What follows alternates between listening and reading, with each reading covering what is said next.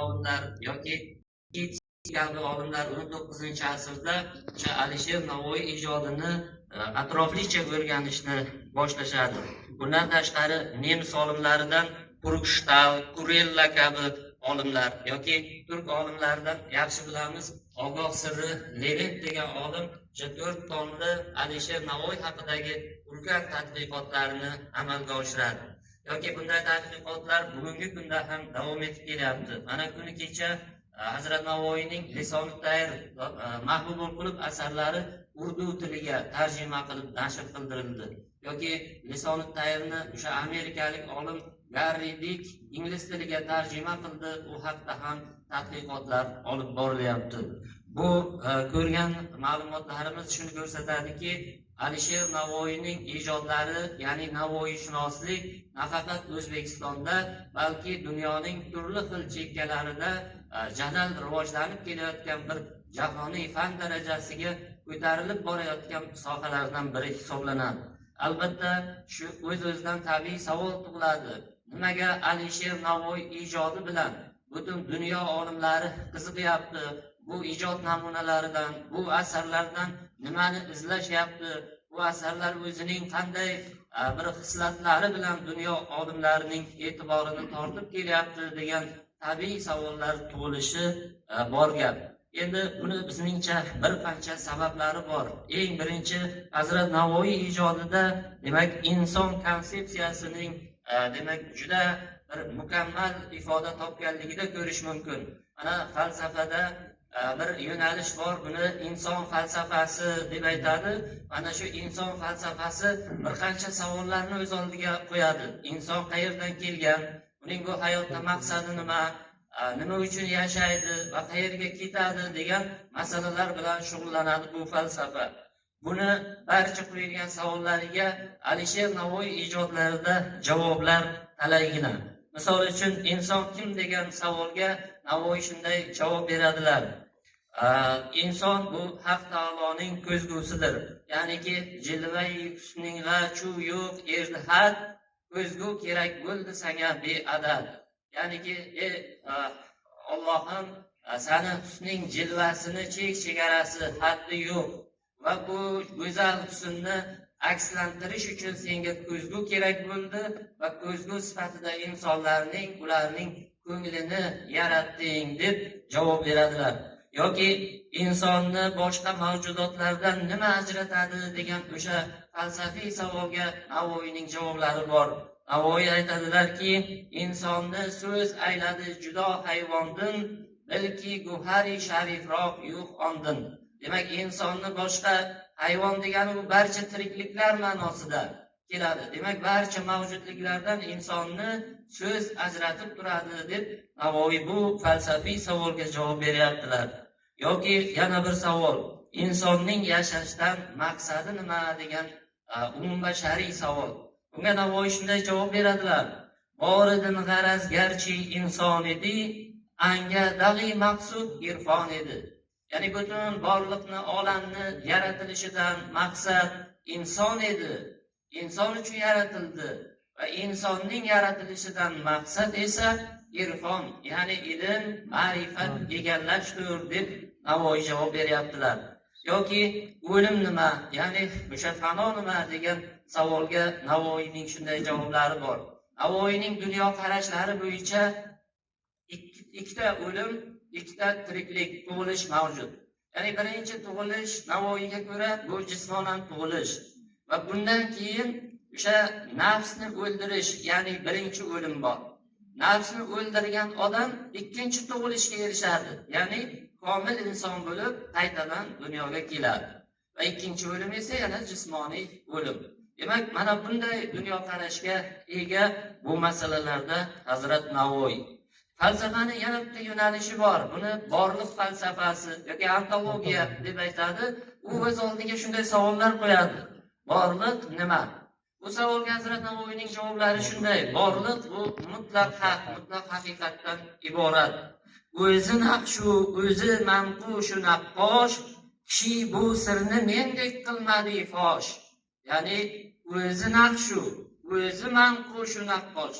Ya'ni naqsh ham o'zi, naqsh bilan bezalgan ham o'zi, Bezatuvchi naqosh ham ham o'zi, o'zi. bezatuvchisi ham. Borliq yagona mutlaq haqiqatdan iborat. Boshqa mavjudliklar o'sha mutlaq haqiqatning soyasidan iborat. Boshqa mavjudlik, boshqa borliq o'sha mutlaq borliq borligi uchun bor. O'zicha alohida mavjud emas degan qarashni ilgari suryaptilar. Yana faxriya qilyaptilar. E'tibor bering, kishi bu sirni mendek qilmadi fosh. Demak, borliq falsafasini o'rgangan qancha olim bo'lsin, lekin Navoiy faxrlanib aytayaptilarki, hech kim bu sirni manchalik fosh qila olmadi, ochib bera olmadi deb aytayaptilar. Bu ham Navoiyning buyukliklarini ko'rsatadigan bitta jihat hisoblanadi. Yana mana shu antologiyada katta savol bor. Vaqt nima degan savol bor. Mana bu savolga Navoiyning javoblari qanday? Avval o'zing, oxiri mobayn o'zing, barchaga xoliq boriga ayn o'zing. Avval, oxir bular vaqtni ko'rsatuvchi kategoriyalar. Demak, avval ham o'zingsan, oxir ham o'zingsan, barchaga xoliq, ya'ni barchani yaratuvchi ham o'zingsan, bariga ayn ham o'zing, barchasini ko'rib turuvchi ham o'zingsan deb Navoiy Haq taologa o'sha munojotlarida demak aytib o'tyaptilar. Demak, vaqt bu demak ilohiy tushuncha ekanligini. Bundan tashqari vaqtning tabiati qanday degan savol bor. Bunga Navoiyning javoblari shundayki, vaqt egiluvchan. Bu tushunchani mana fizikaga inqilob yasagan Albert Einstein 20-asr boshlarida bunga e'tibor qaratib nisbiylik nazariyasini yaratgan. Bunga ko'ra, unga kelguncha o'sha Newton qonunlari amal qilgan, ya'niki vaqt o'zgarmas degan qat'iy qoida bo'lgan. Lekin Einstein aytganki, vaqt nisbiy, u egiluvchan, o'zgaruvchan degan. Bu gap Navoiyda bor. Qaysi shaklda bor ko'ramiz. Borg'ani-yu kelgani bir on o'lib, aql bu mansubada hayron o'lib. Ya'ni Meroj voqeasi ketganda Payg'ambar alayhissalom demak Quddusga bordilar. Unda 7 osmon, arsh, lav, qalam hammasidan o'tib ketib, demakki Haq taolo bilan Qoba Qavsayn ro'y berdi. Shuncha voqea bo'lib qaytib keldilar. Bir ongina, bir lahzagina vaqt o'tgan edi oradan. Qaranglar, qancha vaqtga sig'maydigan katta hodisalar bir lahzada sodir bo'ldi. Demakki, vaqt Navoiyning dunyo qarashida egiluvchan. Yoki Farhod va Shirinda maqsad yo'lining 2 qadam ekanligini aytadilar, lekin bu 2 qadamni bosib o'tish uchun 1000 yil vaqt kerak. Qaranglar, makon bilan zamonning munosabatini 2 qadam tashlashingiz uchun 1000 yil vaqt ketadi. Bu yo'l ichidagi behad dardu g'amdur, uzoq tortar vali 2 qadamdir. Kimul 2 qadamning qat'i 1000 yil, kishi ursa qadam mumkin emasdir. 2 qadamni qat'i, ya'ni bosib o'tish 1000 yil vaqtni oladi. Mana bu demak Navoiyning tushunchalariga ko'ra vaqtning o'sha egiluvchan, nisbiy ekanligini bu yerda ko'rish mumkin.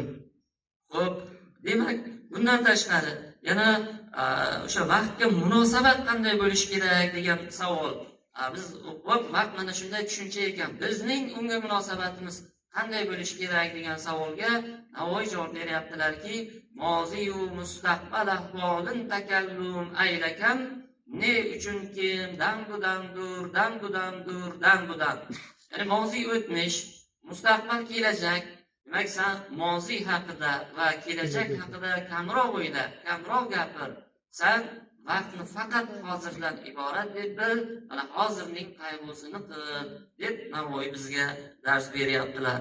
Endi Hazrat Navoiy ijodining umumbashariyligini ta'minlagan yana bir masala bu ijtimoiy axloqiy mas'uliyat degan tushunchani Navoiy ijodlarida juda ham mukammal aks etganligida deb qarash mumkin.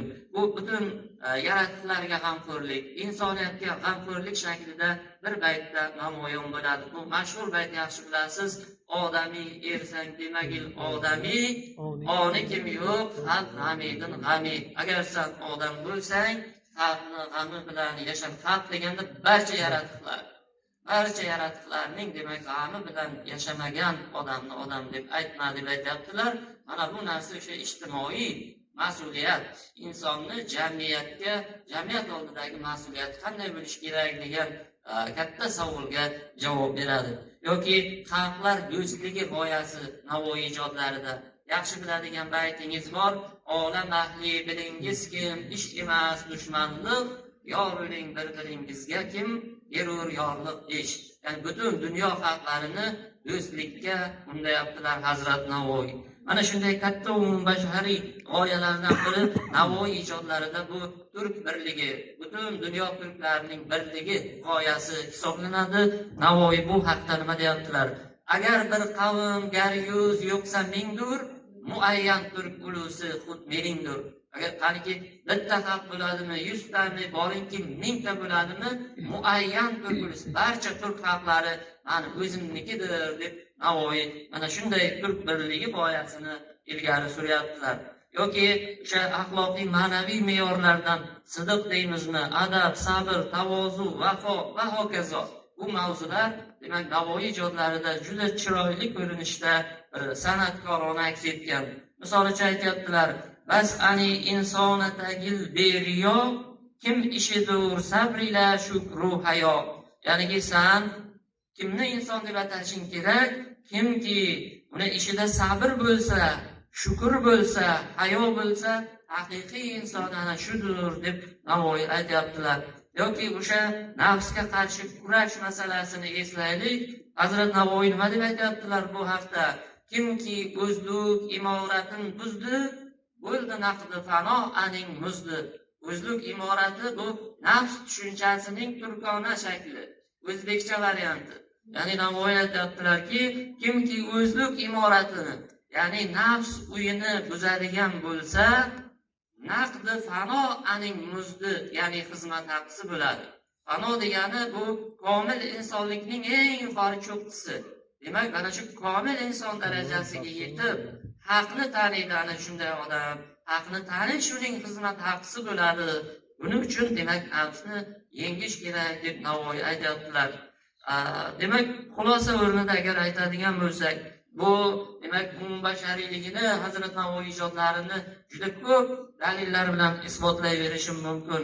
Masalan, Navoiy ijodlarida Ibn Arabiyning Vahdatul Vujud kabi ulkan falsafasining, jahoniy falsafasining aks etishi yoki Immanuel Kantning fenomenologiyasi bilan aloqadorligi, Sigmund Freudning psixoanalizi bilan aloqadorligi, Albert Einsteinning vaqt falsafasi bilan aloqadorligi, hattoki kvant fizikasi bilan Navoiy ijodining, xususan Lisan Tayrning demak g'oyalari juda o'xshash ekanligi haqida juda ko'p uzoq ma'ruza qilish mumkin va men demak bularning hammasi ko'rsatadiki, Navoiy bitta xalqning farzandi emas, Alisher Navoiy butun bashariyatning farzandi, butun bashariyatning mutafakkiri hisoblanadi.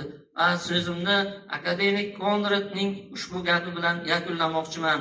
Alisher Navoiydek shoirni in'om etgan o'zbek xalqiga buyuk tashakkurlarimizni aytamiz.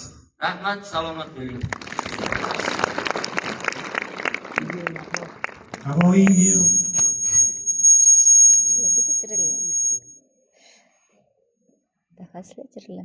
merosining umumbashariy ahamiyati to'g'risidagi fikrlaringiz uchun rahmat ustoz. Endiki navbatni mehmon